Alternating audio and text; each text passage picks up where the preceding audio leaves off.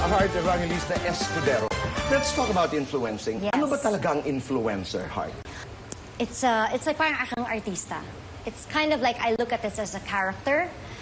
Basically, you work with different brands, and they also tap you to promote the latest bags, shoes.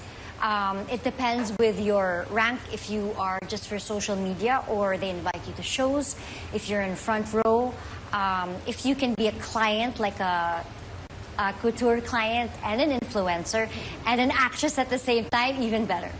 You're describing yourself. You're all that. I don't know. Hindi, pero pag-usapan natin kasi iba-iba, no? Yes. So, how did you get there? Okay, how did I get there? I think about 6, 7... You know where I'm coming from, no? Yes. Okay. Yes. About 6, 7 years ago, where I felt like I didn't have any more opportunities. I was tired with playing a character. I didn't know what to do. I was bored with my life. I started to paint.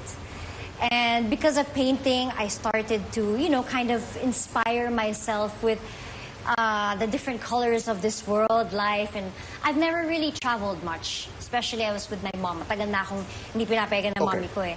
I decided na I cannot conform anymore to the, to what the world wants. In Philippines, or kailangan ganito ka, kailangan ganyan ka. And I just wanted to be myself. Ever since before Kikay ako, mahilig ako magbihis. And I was invited to attend one of the first shows of Schiaparelli when they opened up again. And because of that, I have had the privilege of, being seated by certain people, nanganak. And alam mo But naman, you were not always in the front row? Or No, I was not always in the front row. Nag-umpisa ka rin doon sa third row? With Schiaparelli, I was always in the front row. With many other shows, I wasn't. I met Kevin Kwan. Yes. Nag-click kami ni Kevin Kwan. I really owe a lot to him.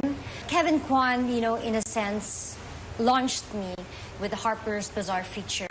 Right after the Crazy Rich Asians movie, there was this Harper Bazaar's, the Crazy Rich Asians, kung saan palagay ko doon kayo nakita ni Kevin. Yes, yes. That was wonderful. How was that experience? It was really nice. Actually, that time was also a tough time for me. I just lost my twins. And again, I was in a 2018. phase. Yes, I was in a phase in my life, what's next? Especially kasi with the pressures of, kailangan mag-anak ka, what's next for you? Parang pag-aanak is still a career path, parang ganyan. I didn't know what to do. And then I got this call from Kevin Kwan. And I even said, I'm not really Crazy Rich Asian, so parang hindi ako bagay. Parang ganyan. But he said something that was very nice, and he said that I was aspirational and that I should be part of the video. And that's how I was. That was a pivot. That was a very important phase in your life pagdating dito sa fashion. I just want to go back about losing your twins in 2018. Yes. Just share with us that experience. The pressure of having a child, and how bad was that experience in your life? And how did you cope with it? In the beginning, I must say, kasi ako yung bunso sa pamilya namin eh. And my mom was very hardcore in terms of kailangan perfect ka, kailangan ganyan ka. So having a baby wasn't really a priority for me because I've always been trained to be a go-getter, hardworking, no vacations. So nung time na yun, takot ako mabuntis, even if I was married. But when I got pregnant, I didn't realize how much I wanted it so badly. And it changed me a lot because I didn't think I would be a good mom. I didn't think that I wanted to be a mom. But that's something that I'm very thankful for, that even for a brief... Bakit ganon? No, even for a brief moment in my life, I realized that I can be a better person. And not necessarily that you have to give birth, or not necessarily that you have to physically be a mom, but the idea and what my angels made me feel, good enough for me. Do you still want to be a mom? I don't know. Honestly, I don't know. If I'll be a mom, why not? I remember at the time, pinagdasal ko na, find your way back to me in any form. And for me, hindi ko pinipilit yung mga bagay-bagay. I don't allow myself to be heartbroken dahil may bagay na hindi binigay sa akin. Yeah. Because I'm always grateful. Okay. So, back to the Harper Bazaar, ito yung... Shift. It was a shift. Okay. Okay. So, puntahan natin yung kita. Yes. Parang ano ba yun? Artista? Masigit pa sa artista? How do you guys earn your money? Per post, if IG reel lang ba, if posting lang ba, if may YouTube ba yan, kung kasama ba sa equation sa kikitain mo yung video people mo or minus yun kasi ikaw nang gagawa Okay. nun. Kung magkano yung bibilhin mong ready ka bang tumaya at magbayad ng music na may royalties o generic, mga ganyan. Madaming Right. kailangan i-consider. Ang daming detalye. Yes. But milyones ito. Can be. It can be. I'm talking about how much. Dito sa kasuotan mong ito, anong pinakamahal? Tito Boy, I'm hanging by a thread, but in YSL that is. So, some pieces here you come from the outlet. Some pieces here are from the store. Galing. Some pieces here are high jewelry. So, it's a mix of high-end, low-end. But today, it had to be all high for you. Charat! Thank you, Art. Yeah, because hindi ko matanggal ang aking paningin dyan Yes. sa kwintas na yan. Yes. God, that's a Isa siyang Bulgari. ahas. Yeah. Yes. To remind us na madaming ahas sa mundo. Yes. Kailan ka huling nakasalubong ng ahas? Every day?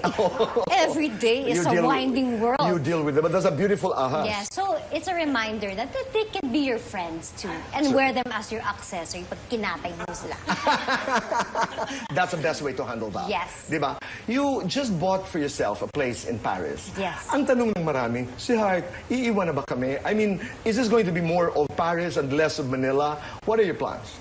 Gagawin ko naman doon. Parang Oo nga. kabuhayan showcase, di ba? Hindi ko naman pwedeng iwanan. And, Philippines is my home. Paano yung mga aso ko? Di ba? Aso talaga. Siyempre si Cheese, pumupunta din sa Paris. Nakalimutan! Ako lang. Put yourself first, right? Right. So, of course, I'm back and forth. I'll never forget the film. Manila's my home. It's just so, Paris is special.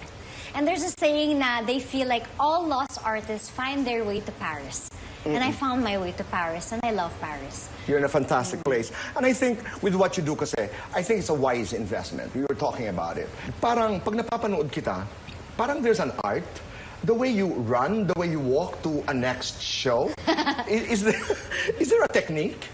There's a Meron technique. ka? Stand up. Yes. Wow. How is that, when you run from one show to the next without losing that smile? Because Yes. photographers are everywhere. Yes. Tito Boy kasi yung mga ibang haba nila, ang haba ng mga bias. Oo. Ako maiksi lang lahat. So So- pag gumanon sila, parang ang haba na agad. So my style is, I just stay in one place. I just, when you're comfortable, find your balance. Ito yung bago ka pumasok. Yes, Okay. bago ka you just stay in one place, hayaan mo sila mag-adjust. Kailangan pakapalan na mo kaya mo adjust. You find your balance, put one hand in your pocket like that, and then, alamin niyo yung angle like today. Thank you so much for moving the chair for me. Alamin mo yung angle mo, and then mata lang ang gagalaw. Ganon. Mata lang. Walang pipikit, bawal pumikit. Kahit niiyak, bawal pumikit. Para kahit walang in-between shots. Kasi mahirap lang sa getting, hindi ganun. Tapos, Oo, nakaganon. ang hirap naman sa... So Ganun. that's the technique. Yes. Habang nagkakagulo ang lahat, you Yes, stay in one... maintain. Bahala sila mag-adjust. Pag sinabi, look here. Ganun lang. Walang ganon. Right. Kasi di ba ang daming tumatawag, heart here, heart Yes, here. huwag kang matataranta kasi nakakataranta siya. Dapat huwag kang mataranta. Yes. So take your time. Yes, cool, calm, and But how do you collected. travel from this point to that point without losing, your poise? Yun na nga. So, small steps. Small. Small calculated steps. At Okay. hindi ka uulit. So then lang, maintain lang. It's like you just have one straight like that, and then you just find the balance, and then ganyan, and then ganun na lang yan.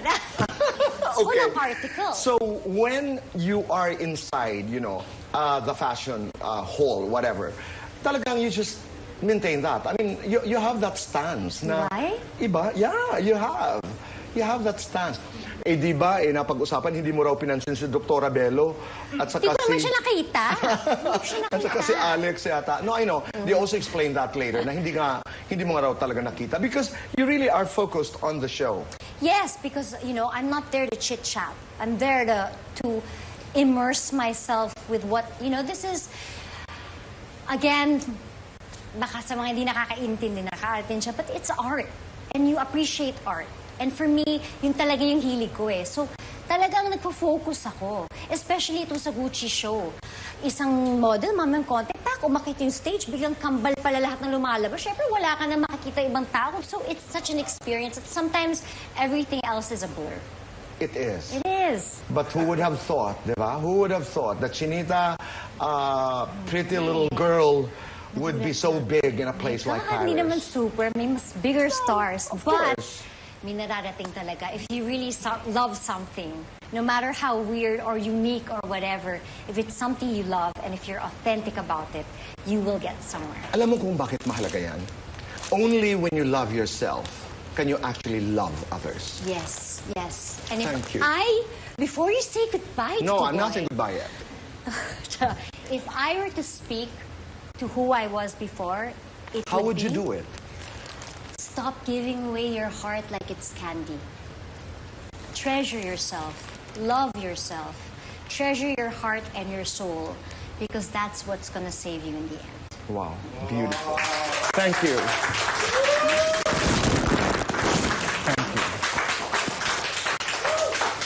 Napakagandang pag-uusap. Maraming salamat. Thank you so Sandali lang, much. ganito. Yes! At saka dapat ang mata. Di ba? Yun lang ang gumagalaw. Yun lang ang gumagalaw. Nay, tay, maraming salamat po sa inyong pagpapatuloy sa amin, sa inyong mga tahanan at puso. Stay kind. Stay kind. Make your nanay and tatay proud. Hashtag say thank you. Thank you, Boys of La Carmela de Boracay. Thank you very much. And we'll talk to you again today, tomorrow, Monday, Tuesday, every day. Let's continue the conversation. And goodbye for now. God bless.